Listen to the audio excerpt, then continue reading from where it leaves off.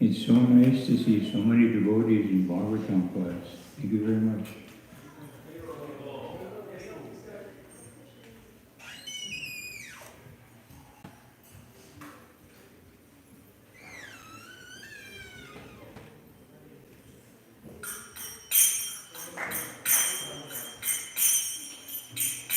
Jaya Radha Madhava Kunja Vihari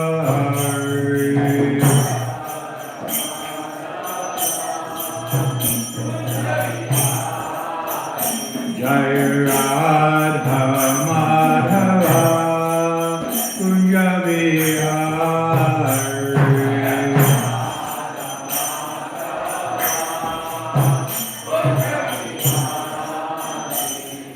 Gopi Janvallabha Girivardhari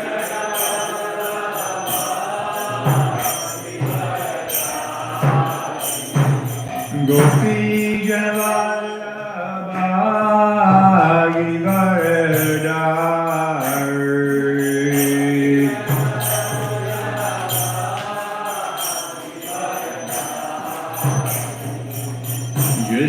Yasodhanandana Brajajana Ranjana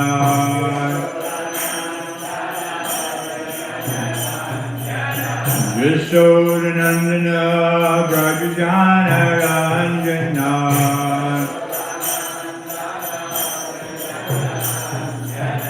Yamuna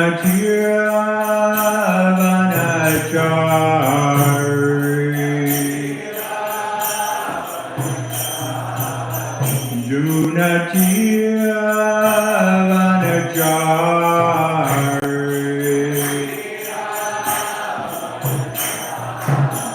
Hare Radha Madhava Kunja Vihari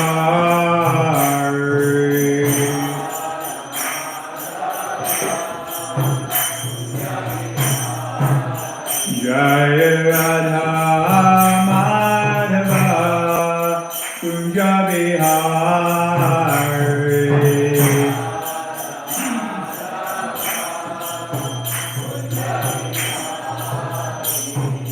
Gopi Janvallabha Girivardhari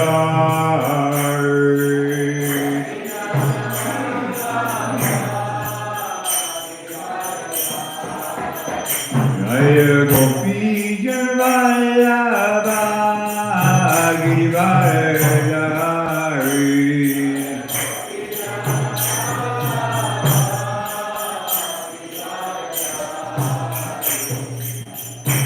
Yasodhanandana Brajajana Ranjana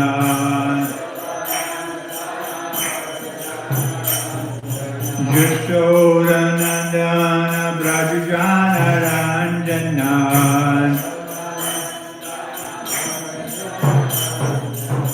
Yamuna Tiravanachari Yamuna Tiravanachari Jaya Radha Madhava Kunja Vihari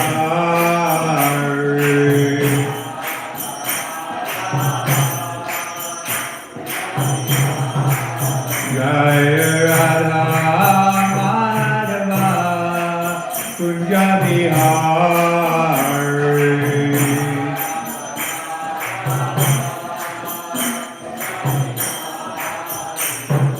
Gopi Janvallabha Girivardhari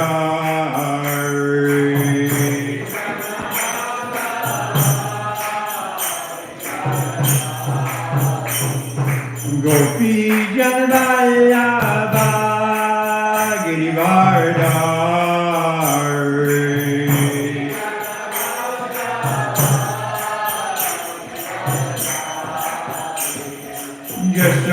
Yasodhanandana Brajajana Ranjana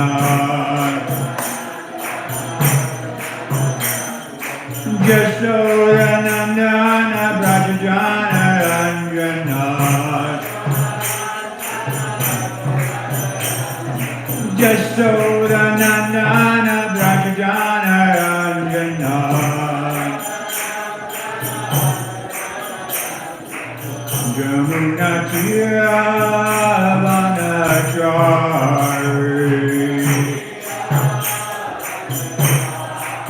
Jamuna Tira Vanachari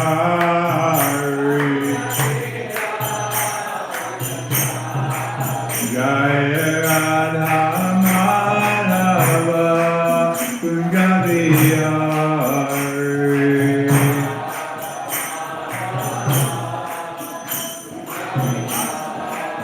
Jaya Radha Madhava Kunjabihari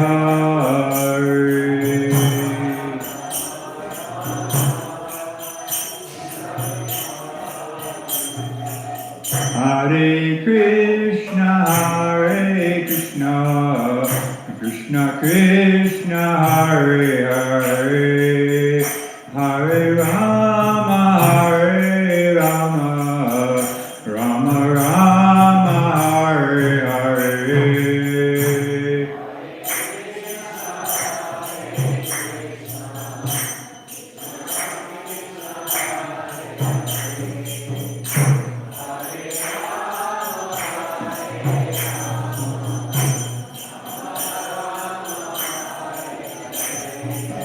Hare Krishna, Hare Krishna, Krishna Krishna, Hare Hare, Hare Rama, Hare Rama, Rama Rama, Hare Hare.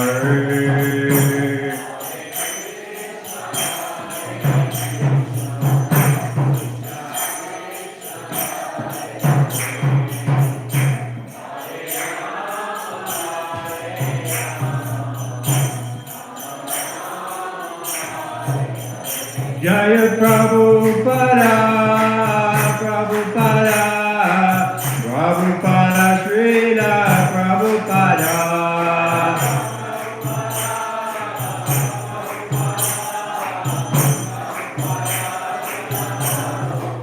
Jaya Prabhupada, Prabhupada, Prabhupada, Jaya Prabhupada.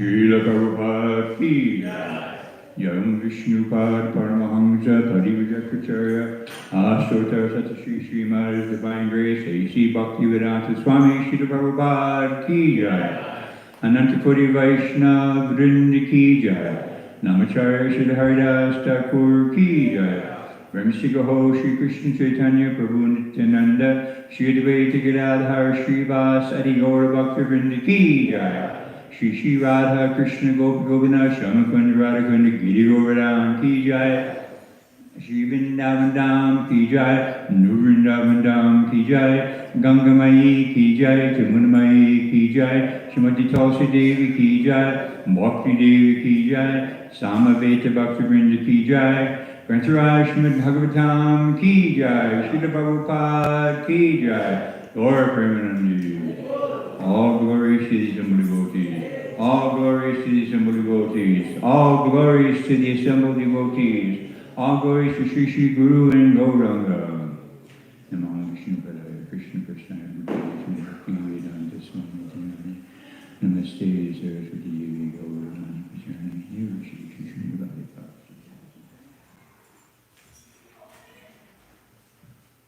Om Namo Bhagavate Vasudevaya. Om Namo Bhagavate Vasudevaya. Om Namo Bhagavate Vasudevaya.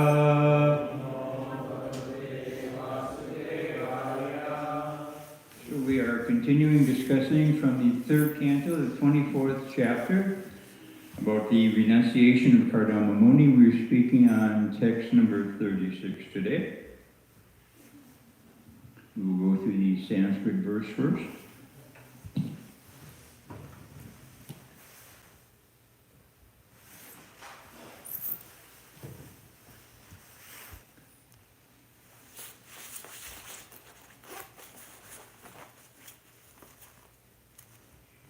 Etan me janma lokesmin.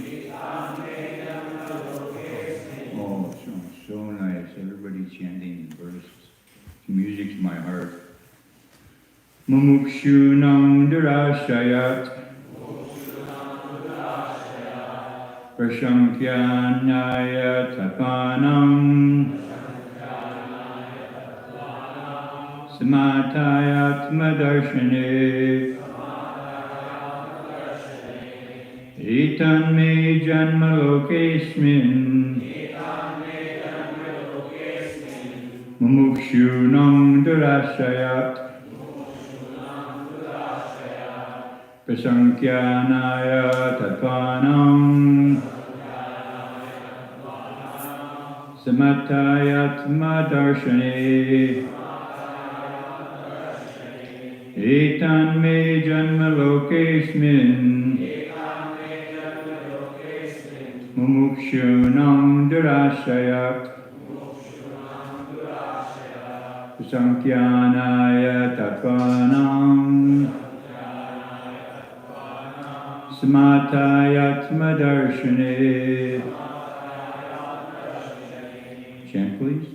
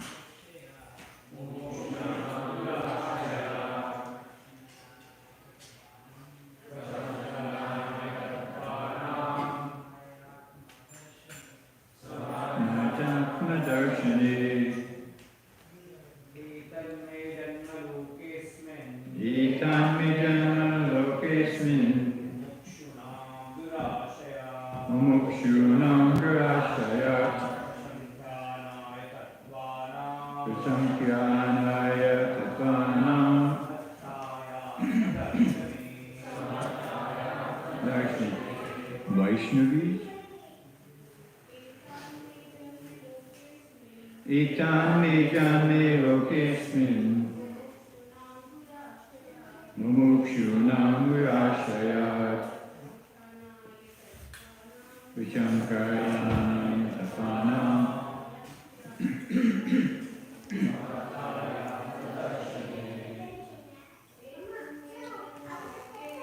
Etan me janma lokesmin. Mumukshunam virashayat. Vishankaranaya tapanam. Samatayatma darshane.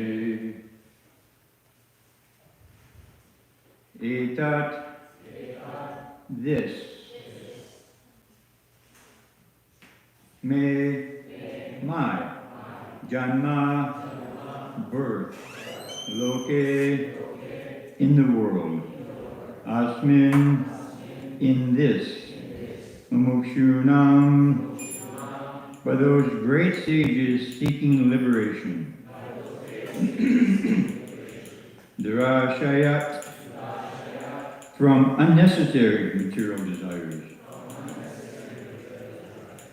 Prasankyanaya, for explaining. Tatvanam, of the truths. Samataya, which is highly esteemed. Atmadarshane, in self-realization. Translation and purport by His Divine Grace, A.C. Bhaktivedanta Swami Srila Prabhupada. Translation. My appearance in this world is especially to explain the philosophy of Samkhya, which is highly esteemed for self-realization by those desiring freedom from the entanglement of unnecessary material desires. Purport. Here the word Durashayat is very significant. Dur refers to trouble or dukkha, miseries. Ashayat means from the shelter. We conditioned souls to have taken shelter of a material body, which is full of troubles and miseries. Foolish people cannot understand the situation, and this is called ignorance, illusion, or the spell of Maya. Human society should very seriously understand that the body itself is the source of all miserable life. Not some miserable life, all miserable life. Modern civilization is supposed to be making advancement in scientific knowledge, but what is this scientific knowledge? It is based on bodily comforts only, without knowledge that however comfortably one maintains his body, the body is destructible. As stated in Bhagavad Gita, Antavanta ime deha. These bodies are destined to be destroyed. Nityasukta sarirana refers to the living soul or the living spark within the body. That soul is eternal, but the body is not eternal. For our activity, we must have a body. Without a body, without sense organs, there is no activity. But people are not inquiring whether it is possible to have an eternal body. Actually, they aspire for an eternal body, because even though they engage in sense enjoyment, that sense enjoyment is not eternal.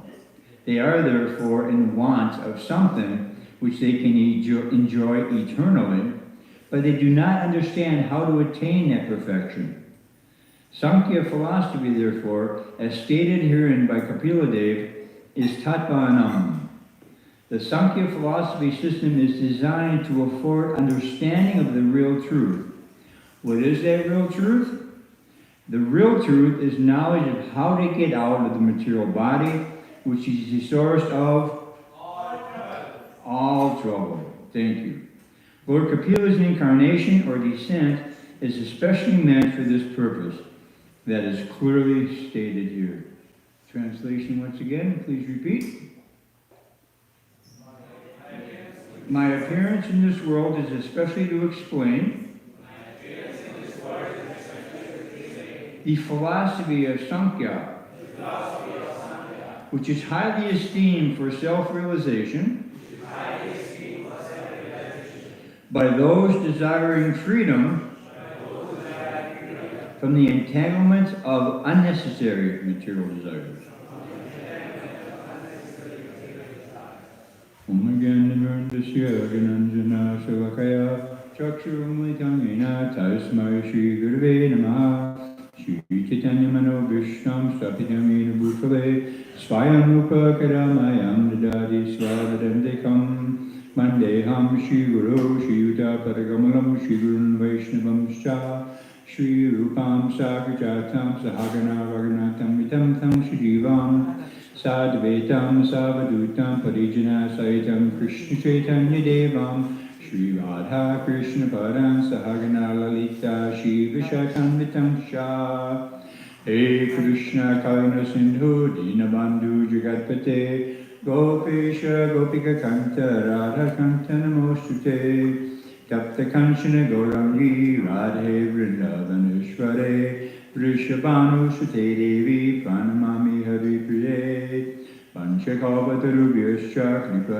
Sindhubhyevacha Patijanam Bhavanebhyo Vaishnavebhyo Namo Namah Jai Shri Krishna Chaitanya Prabhu Nityananda Shri Advaita Gadadhar Shri Vasadi Gaura Bhakta Vrinda Hare Krishna Krishna Krishna Hare Hare Hare Rama Rama Rama Hare Hare. So today we will speak on 4 points from this verse and from Srila Prabhupada's purport. One is the Lord's appearance. Why does he appear? How is his appearance different from our birth?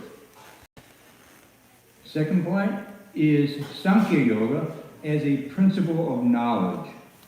Third, we will speak about the unnecessary material desires versus necessary. And lastly, the Sankhya Yoga as real truth. Excuse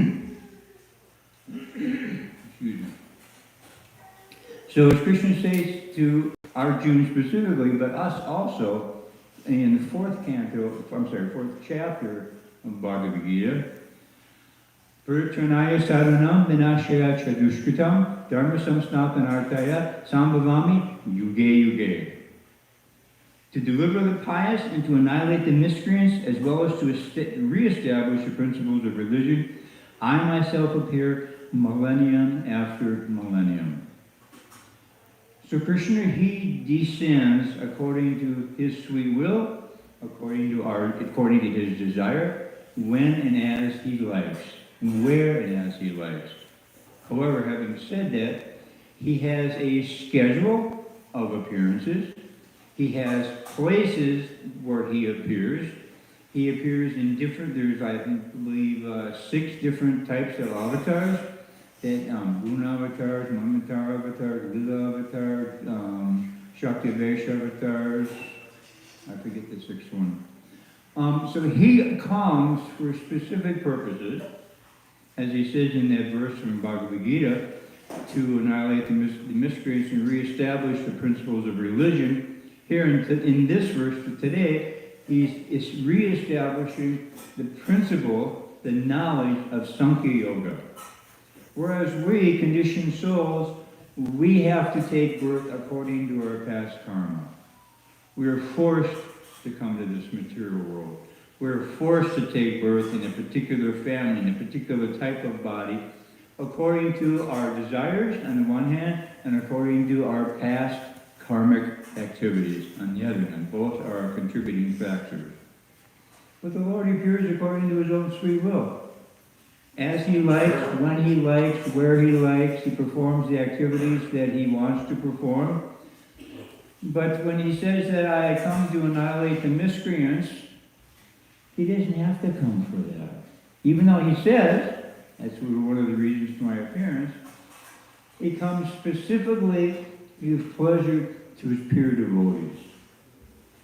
Because Krishna can very easily arrange for a tsunami, a hurricane, famine, pestilence, diseases, to annihilate so many demons and envious individuals.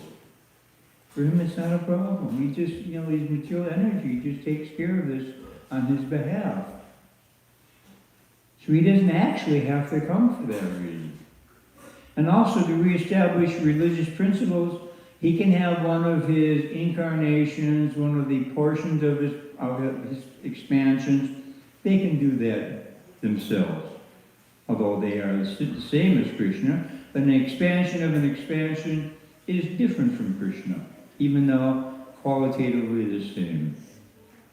But Krishna comes to give pleasure to his devotees, to satisfy his devotees, because the devotees of Krishna are not satisfied by anything in this material world. Not satisfied by high birth, by wealth, by beauty, by fame, by knowledge, by renunciation. We're not interested in any of those things. Devotees of the Lord are only interested in pleasing Krishna, serving Krishna, trying to give him pleasure and satisfaction. That is the life and soul of pure devotees of the Lord. We only care about making Krishna happy, about serving Krishna. Because we know factually and experientially that if Krishna is happy with something that we do, automatically we're happy. We as the individual part and parcel of the Lord are automatically satisfied. Because rendering service to the Supreme Lord is not a one-way street. It's not that we do something, we do service for him, and he just takes. No.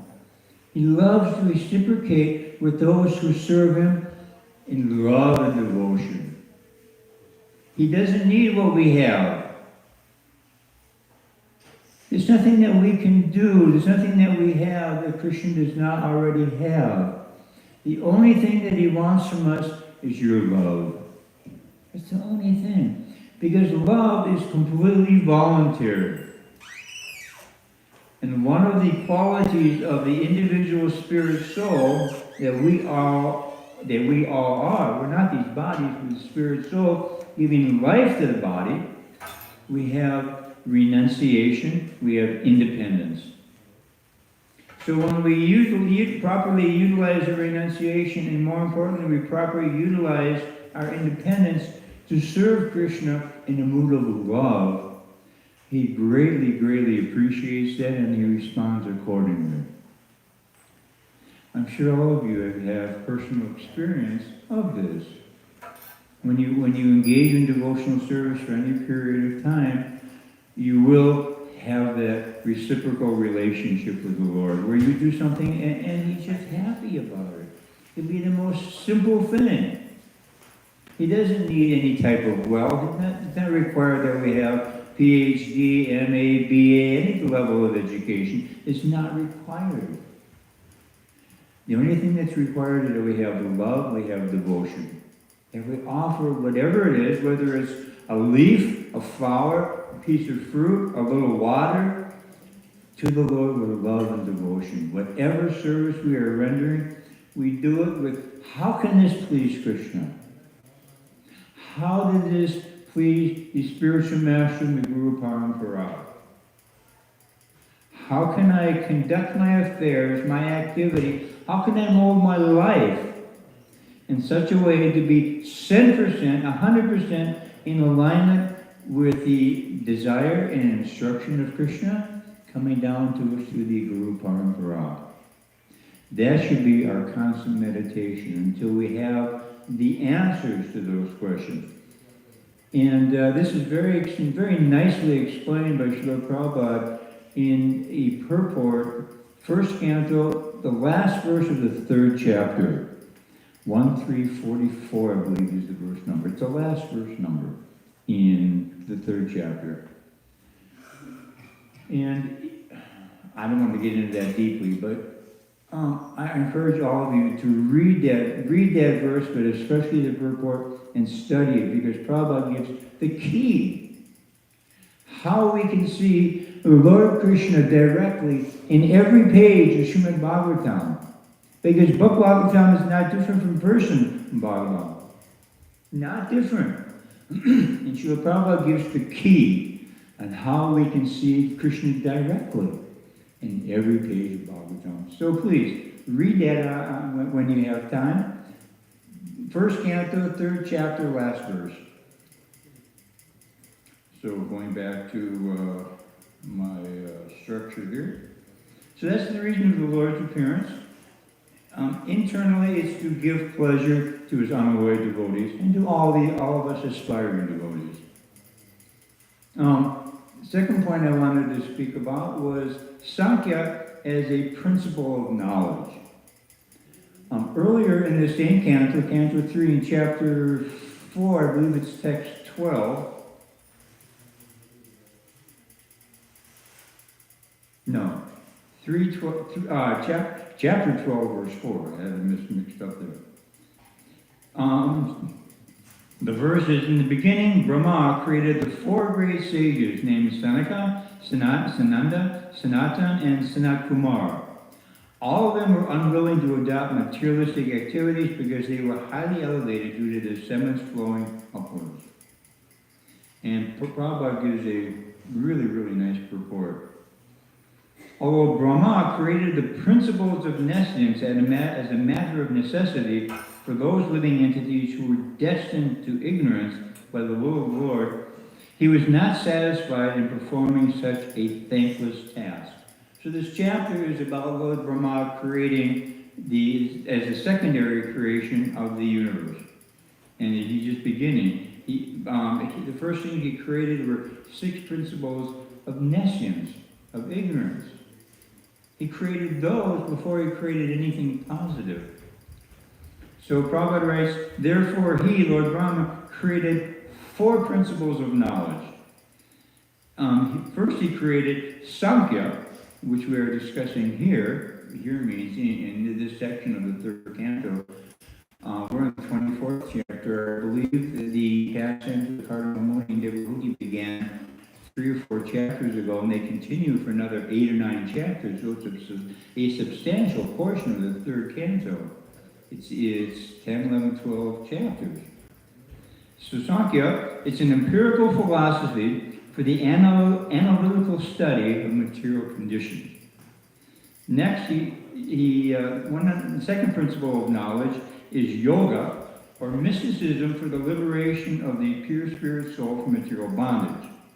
Vairagya is the third principle. The acceptance of complete detachment from material enjoyment in life to elevate oneself to the highest spiritual understanding. And lastly, tapas, or various kinds of voluntary austerities performed for spiritual perfection. So just like a table, just like this chair I'm sitting on, any of these chairs, they have 4 legs for stability. A chair or table can have 3 legs, but you can tip it over. You can put something off center like that. But when something with 4 legs, very stable, very hard to disrupt and tip over. So there's 4 principles upon which knowledge is supported. Sankhya, Yoga, Vairagya, and Tapas. And so Sankhya, these are Prabhupada's definitions of these 4 terms. He defined that it's an empirical philosophy for the analytical study of material conditions. And this knowledge was lost. Even at the time of Kardama Muni. It was lost during the course of time. And so Krishna incarnated as Lord Kapila to reintroduce that science of Sankhya Yoga to human society. That's the main reason that he appeared externally, but internally the reasons, as I said earlier, to give pleasure to his devotees.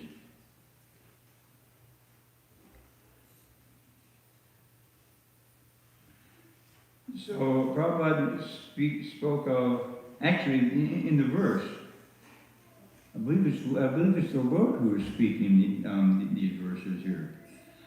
Unnecessary material desires. Now, why is that word unnecessary included? It implies that there are also necessary material desires. So what is an example of a unnecessary material desire, and what's an example of a necessary material desire? I'm putting these questions here. Anybody have any guesses, insights? No? Sukumaya Guru?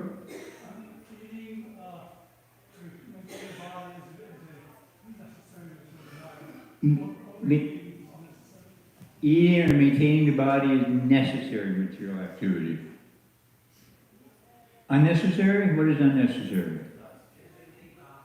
Having many cars, having a nice home, having a nice spouse, having an education, having some bank accounts. These things are unnecessary material desires. So we have the necessary ones, just maintaining the body. The body has certain things that it needs in order to function properly. And the human form of life is meant for reawakening our dormant love of God, which is lying within our heart. Krishna accompanies every one of us throughout our sojourn in the material world. We are put in this material world by force.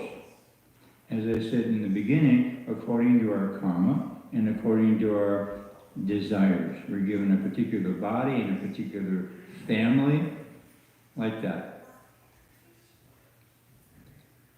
I lost my train of thought here. What was I speaking about? Necessary and unnecessary desires. So we excuse me. We are given a particular body to fulfill the requirements of our past activities. For reaction, there is an equal opposite reaction. So we have reactions that we have to come back to fulfill. Excuse me.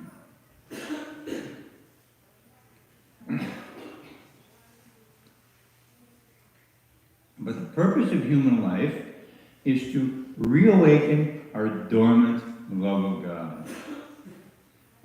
When we are put in this material world, the Lord, He doesn't just kick us out of the spiritual world. For those of you who are unaware, there is a spiritual world far beyond this material universe. And that section of the manifestation of the Lord's energy is called the Vaikuntha realm, the Vaikuntha planets. Kunta means anxiety, and Vai means without. So the Vaikuntha planets are a place where there's absolutely no anxiety. None. Whereas this material world and all the innumerable universes that existing simultaneously, this is the realm of Kunta, anxiety. We're always in anxiety. And sometimes the source of the anxiety is real. 99% of the time is unwarranted.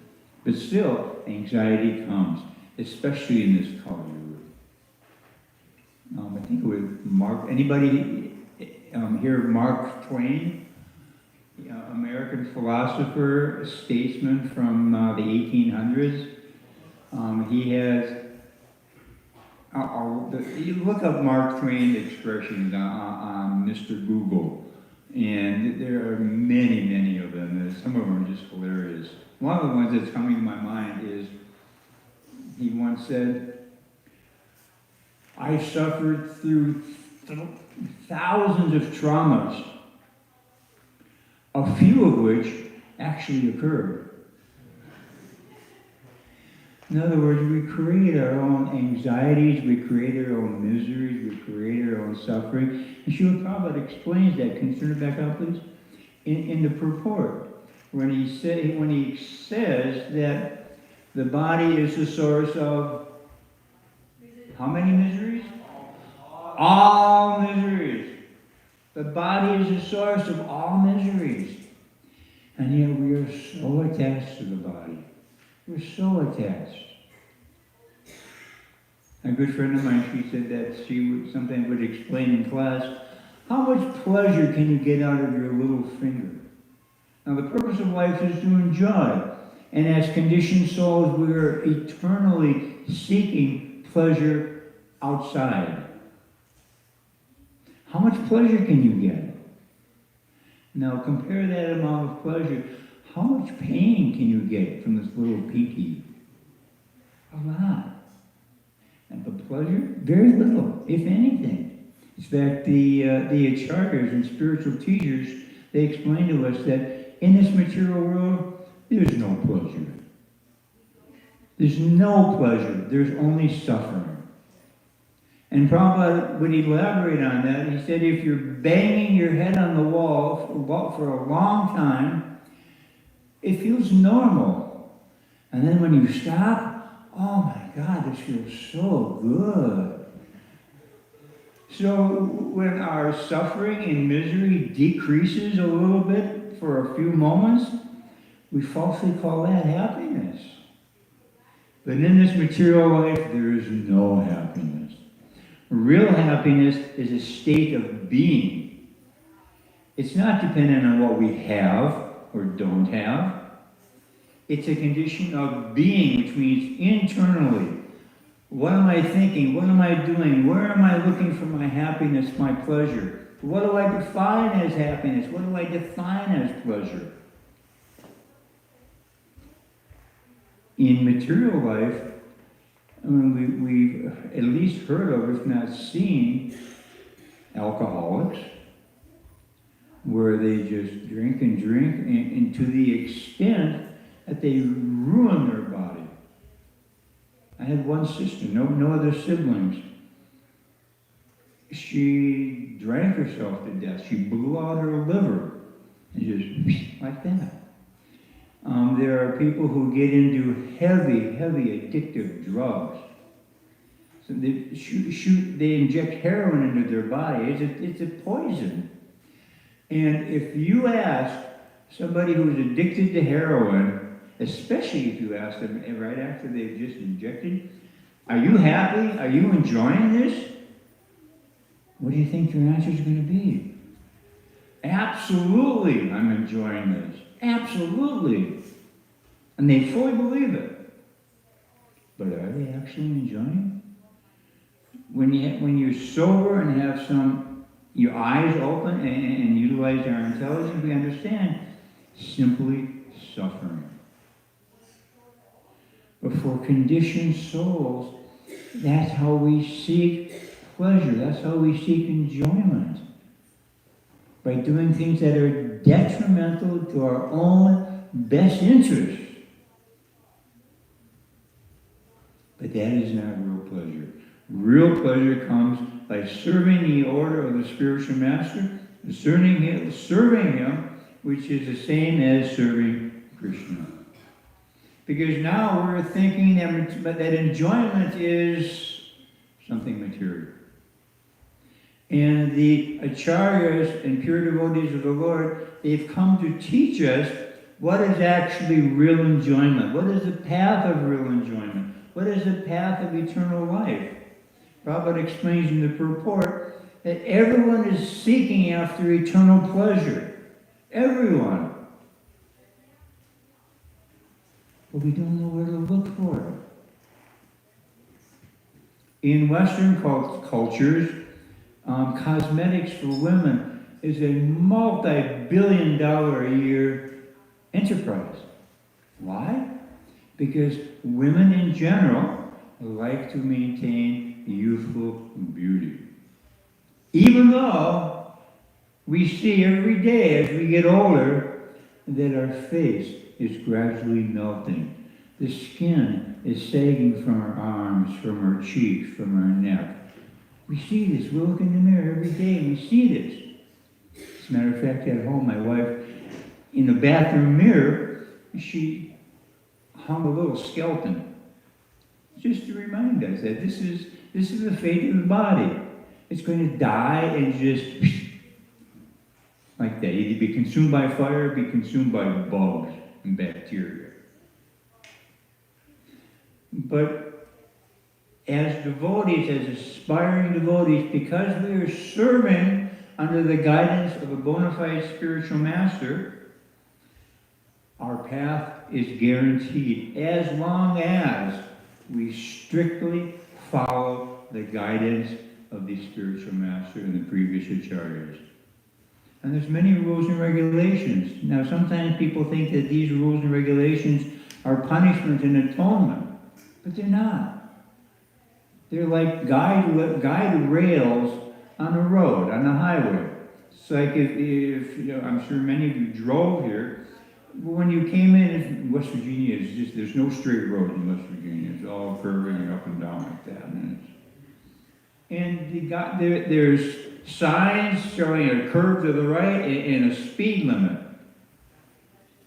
Now, you're free to violate that speed limit if you want. The speed limit says 35 miles an hour on this curve. You can go 70 miles an hour around that curve, but you can't do it a second time. It's meant for not just your protection, but for the protection of other drivers on the road as well. So the rules and regulations of government, if we're speaking of pure government, it's meant for the protection and guidance of the citizens. And the rules and regulations given in the scriptures, regardless of the tradition you're following, are meant for our protection. They're to keep us on the straight and narrow. As Srila Prabhupada's spiritual master, Bhakti Siddhanta Saraswati Thakur used to say, even on the royal road, there's accidents, there's mishaps, danger at every step in this material world.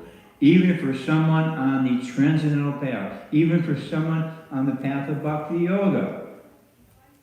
We have the example in the Srimad Bhagavatam of the emperor of this world, Bharat Maharaj, who renounced the entire kingdom. He was the emperor.